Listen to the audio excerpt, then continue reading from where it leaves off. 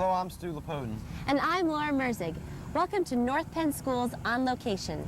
On Location is a monthly program created to familiarize the community with different areas of the North Penn School District.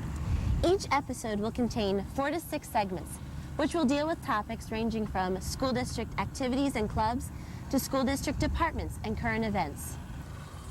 Today we're on location at the Bridle Elementary School, located off of Taylor Road in Montgomery Township. It's one of the 2 new elementary schools opening this year. The other new elementary school is Walton Farm, located off of Allentown Road in Talmenson. Groundbreaking for these schools began just about a year ago. As you can imagine, there was a lot of hard work that needed to be done to get these schools ready for opening in September. However, what most of us don't realize is that there is a lot more to opening a new school than building walls and painting rooms. It's a brand new school year, and this year North Penn has added 2 new elementary schools to the school district. Before the school opened, students had the opportunity to meet their new teachers and see their new classrooms. With excitement and probably a little fear, schools opened on time. It was only about a year ago when ground was broken for North Penn School District's new schools. It's been a busy year for construction crews and also the principals of these new schools. When the walls went up and the carpets were installed, it didn't mean the school was ready to open. Since November, Tom Sugar, principal of the new Bridle Elementary School, and Mary Ann Kemmer, principal of the new Walton Farm Elementary School, have been working hard to bring all the academic, administrative, and human pieces all together. This summer, before the schools were opened, we had the chance to talk to both Tom and Mary Ann about the difficult task of starting and organizing a new school. There was a lot of looking over floor plans, a lot of visiting over to Gwinnett Square Elementary School, since both of the new schools are fashioned after the Gwinnett Square building. So we spent a lot of time over there looking at those plans and the way things were laid out over there. We spent a lot of time talking with Dr. Burke Stevenson, who is the principal over there, and finding out things that she did, things that she would change, and just trying to see what was the best approach to do things. During the spring, I met with all the children. I went to the sending schools, met with the children, heard their ideas, and answered their questions about the new school. I met with the parents from each sending school at their home and school meetings. And at those meetings, I asked them for their ideas of what they envisioned Walton Farm Elementary School to be, what kind of activities they envisioned for their children, what would be important to them. At those prior meetings, parents and students were able to provide their own input. They asked me questions like, will we have a swimming pool? What's the playground going to be like? Can we sit with our friends at lunch?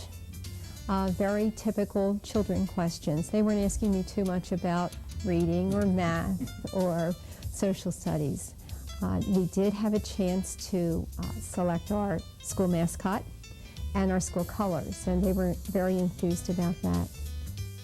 Tom Sugar told us how his first staff meeting went. First staff meeting we had was a number of months ago, and it was a good staff meeting where we got to sit down, and some of the first things we needed to do was get to learn to know everybody else.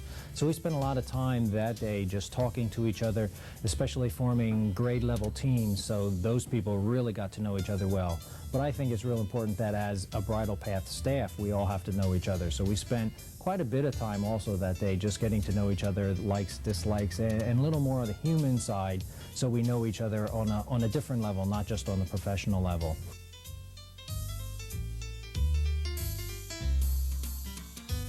With Tom Sugar and Mary Ann Kemmer at the helm of these new elementary schools, we can only expect another great educational community of staff, students, and parents.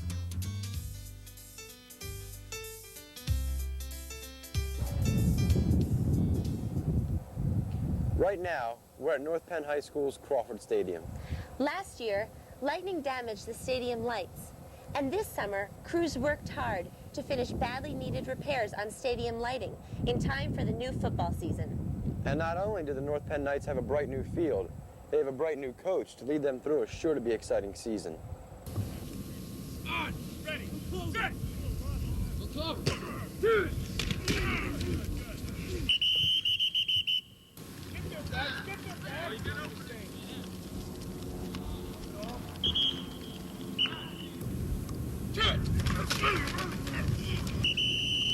High school football is gearing up for yet another exciting season. and they have a new coach to lead them into this new year. In July, Joe Shannon officially replaced Bill Travers as head coach of North Penn's high school football team. The process began in March when the school district began taking applications for the open position of head coach. Nearly a dozen people were interviewed before Joe was chosen to lead the North Penn Knights. Joe Shannon has been a social studies teacher at the North Penn High School since 1985 and has been a coach of some sort since 1984. Coached every position except offensive line and defensive line. You know, I've been the running backs coach here, I've been the receivers coach, I've been the defensive back coach, I've been the linebacker coach, and I've coordinated defenses for the last 4 years.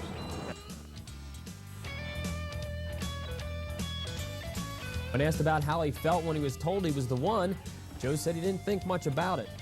It's just something I've been doing since I've been in 5th grade. It's something I enjoy, something I want to do. And if I didn't get the job, my life would still be good. I would have been coaching somewhere. Everything would have been fine. So there's a lot of added responsibility, but it's something that, you know, I've been preparing for. That, you know, if the opportunity came when I first started, I said, and I would like that opportunity. When it comes to coaching players, Joe has a philosophy that helps push students to grow as players and individuals. Whether as an assistant coach or head coach, my job is to get every kid to play up to his ability and then a little more. You know, I try to get them not to be satisfied with where they are, to push past satisfaction, and they'll go beyond that limit, wherever that is, because it's different for each athlete. You might have to push somebody a little bit harder than somebody else. And practice is a tool that helps to push players to their highest level. So from 2:30 to 2 hours and 15 minutes, within that, depending upon the emphasis. You know, we may have a defensive emphasis where most of the practice will be spent on defensive alignments, drills, pass defense, team defense, with a little offensive drill work in there. And then the next practice will be changed. It'll have an offensive emphasis. The players do this almost every day to prepare themselves for the game that week. The dedication involved in the time we're here. It's pretty much all year-round sport. Have to be here long hours. Yeah, dedication, definitely. We're here from like 8:30 to 7 o'clock sometimes. We put in like a 12-hour day just to play football. The hardest part is being a head coach is the paperwork. It's all the administrative work that you have to do. It's the forms that need to be filled out for the school. It's the reporters that call you at, you know, at 10 o'clock or 10:30 at night, needing information. That's the part that, you know, that I hear has gotten to other head coaches, and now I understand it. Now I'm getting those phone calls, but I have a lot of tolerance built up. It's only my first year. The coach says there are nearly 70 players on the team, with a breakup of a few seniors, a fair amount of juniors, and a large number of sophomores hitting the field this year. We only have 70 kids on the team, and I say only, but that seems to me to be a lot this year because a lot of teams don't seem to be reaching 70 in our league anymore. It's a tough sport to play, and you don't get a lot of kids playing anymore because it requires an all year-round effort. It's a lot of sacrifice to ask of our young people. We've put ourselves in a place that we're in the best league in the eastern part of the state, and we have been finishing in the top 5 in the best league in this part of the state. So I think that says a lot about our program and our kids and the efforts of the coaching staff, and I fully expect to be there again.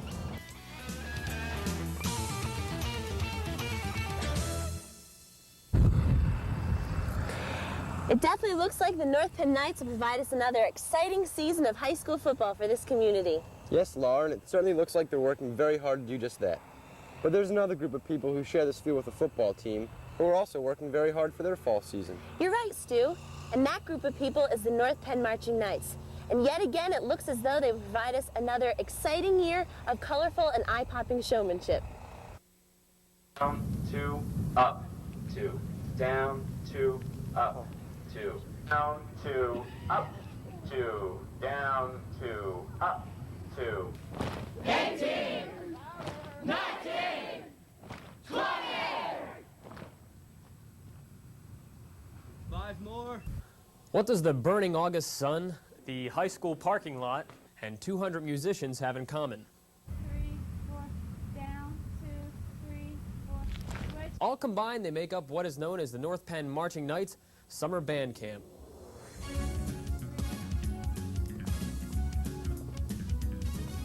August was the official start for practice of the 1994 marching band season. 2, ready, begin. Band camp is try and organize 200 kids. That's what it is. It's trying to organize where they're going to be. We break them up into sections sometimes where the color guard goes off and does their routines, does their drill, the drum line goes off and does their work. The musicians go off, and sometimes we throw this whole thing together and see what happens, and sometimes we need to break it up.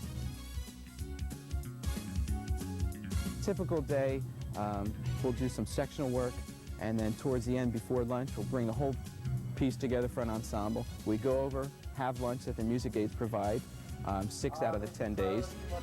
Then in the evening, we do the whole process all over again, depending upon what's dictated on the staff availability, because some people have jobs during the day that they can only be here at night, and if I have a large visual team that evening, and my emphasis that night is going to be visual. It's music, and then that is dictated there also. Band camp is just keeping things moving. I don't want things to just sit there. I don't want any group to be just sitting there getting bored. We got to keep things moving. It's also time for kids to get to know each other, as well as many of the sophomores and new students to the district to get accustomed to this large facility here. The day begins with stretching and conditioning exercises. Then begins basics. Basically, basics is a repetitive practice that hones marching skills until marching becomes second nature. The rest of the day is spent practicing music and learning drill. Then the whole process begins again at night, and then again the next day, and so on. This year the show will feature the music of John Williams. The music of John Williams had a great deal of music to offer, and then exploring his music, we found out that he has a great, large library of music that is really prime for marching bands.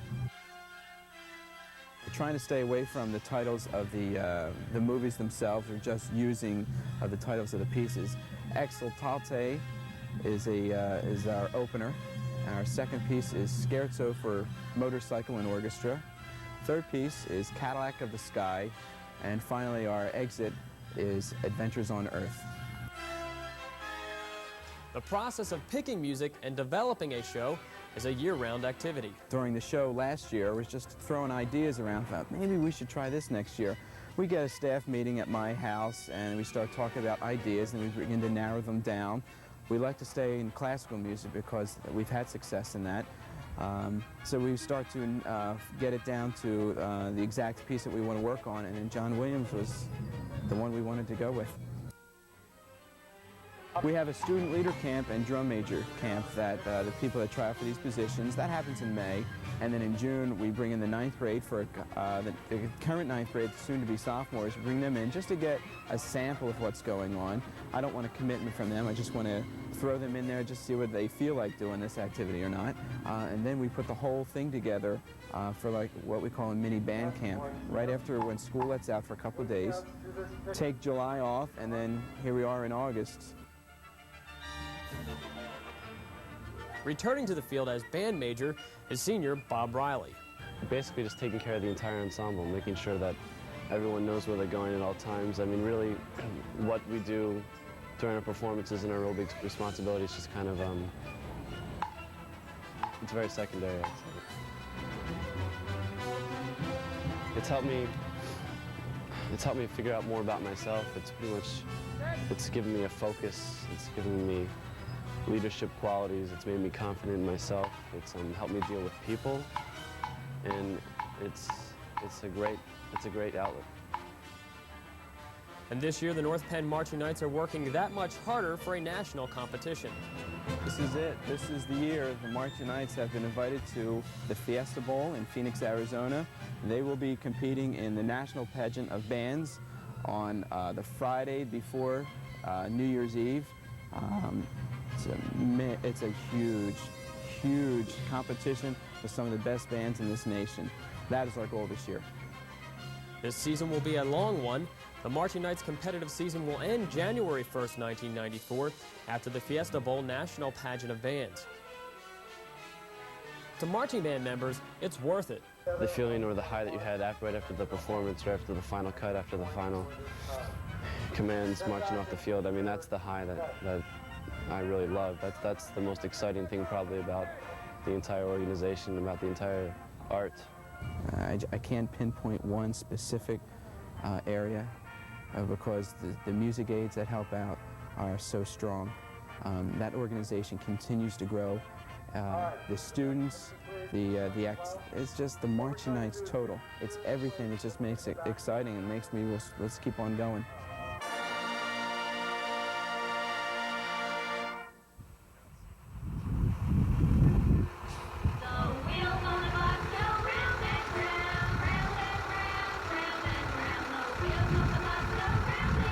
Well, we all remember singing that song and trying to find a seat on the back of the school bus on the first day of school. But what most of us didn't think about is what happens to the school buses during the summer. Like any other vehicle, our school's buses need tune-ups, oil changes, and a state inspection. This bus will take us to the North Penn School District Transportation Department, where we'll take a look at how our buses are cleaned, serviced, checked, and double-checked for the new school year.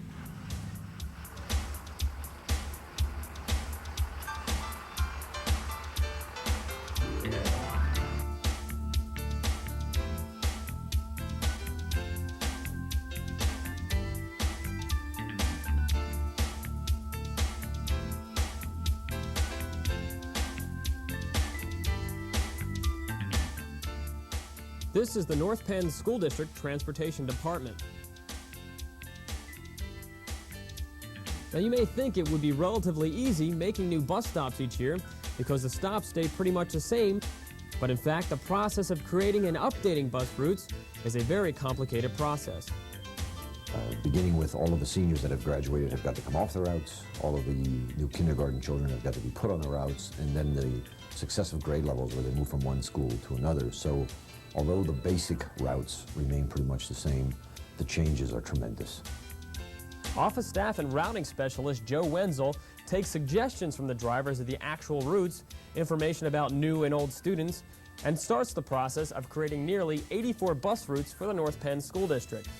The system we've purchased called EduLog, which is Educational Logistics, which is a software system which really incorporates virtually all of the streets in the district and where the schools are, and it really routes buses for us.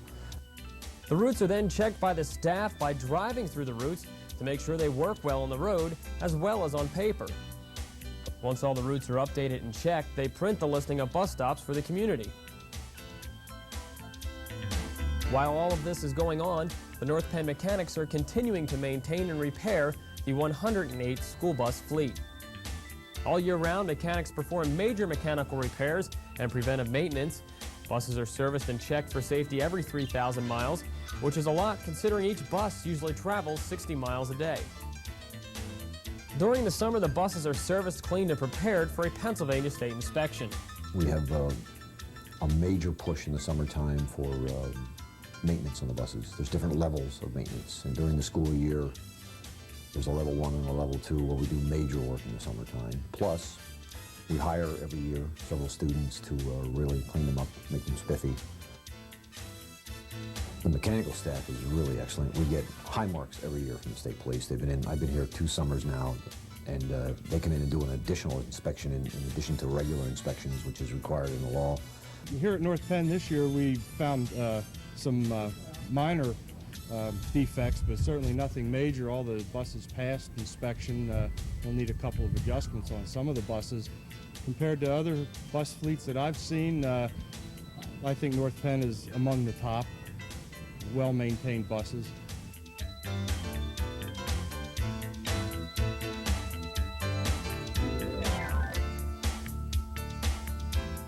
The nearly 150 employees of the Transportation Department are absolute professionals who make their #1 job the safety of each child who rides a school bus.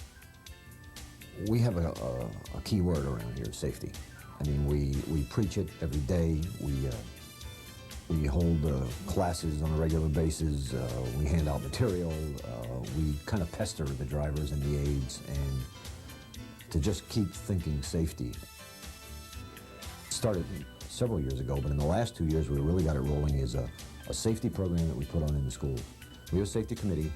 It involves 8 or 9 of our drivers who volunteer a lot of time in the summer, and they have developed a really, really nice program with, and it's gotten very sophisticated. It's basically a production at this point.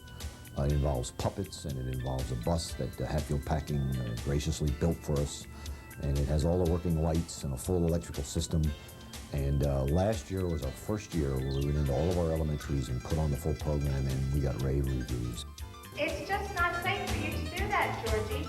You're cute and you're... A lot of pros here. People had a lot of years in transportation, and frankly, without them, it would be impossible, absolutely impossible. Our biggest asset, without any doubt, is our bus drivers. I mean, we have people here that have been driving a year all the way up to 25 years. I mean, some of them have raised families on their buses and know all the children. And this driving staff is absolutely super from beginning to end.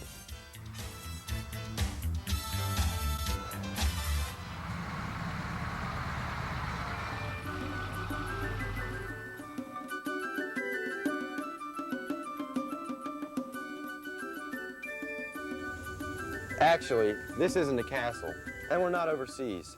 We're in North Wales, Pennsylvania at the North Wales Elementary School. While we couldn't go over there, some of our own students did. In our next segment, Tom Lemon talked with some of our students who recently returned from Europe through the exchange program. Thanks, Stu and Laura. Joining us today are 3 North Penn students who recently returned from overseas. They are Gwen Gockley, Leslie Leiter, and Aaron McCluskey. First of all, may I say welcome back to America and welcome back to North Penn. Thank you. You had different experiences. Gwen, yours was a summer experience. Tell us a little bit about where you went. Well, first I flew to Holland and I stayed there for a week. And for the second, third, and fourth week I was in Italy, near Milan. And after that I went sailing in a lake in Holland for a week with some other exchange students from the U.S. And after that I was in Holland for a week. Leslie, you and Aaron had a different experience. Yours was a year-long experience. Tell us a little bit about where you went. I went to Salzgitter, Germany, to the northern half of Germany, to North Penn sister school there, Chronic Gymnasium. Okay. And Aaron, where were you? I was in Aalen in southern Germany, and I was also on a sister school, Schubert Gymnasium. Gwen, how were you selected to go to Holland and Italy for your program? Well, first I filled out an application for International Friendship through North Penn. And then after being accepted through that, I had to fill out an application for Youth for Understanding. And Leslie, you and Aaron were selected through the same way. Tell us a little bit about how you were both selected to go abroad. Yeah, IF advertised for some exchange students to go to the sister schools for the year. So we both filled out the same form of essays and just basic questions about why we wanted to go and things like that. And we did some interviews and we were selected. Good.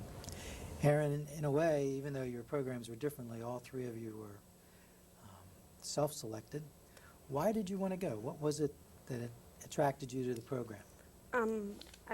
I always wanted to be an exchange student, and I don't know why. I always thought it would be very interesting to go to another country, learn another language, and What were your perceptions about Germany before you went there, and did they change once you were there?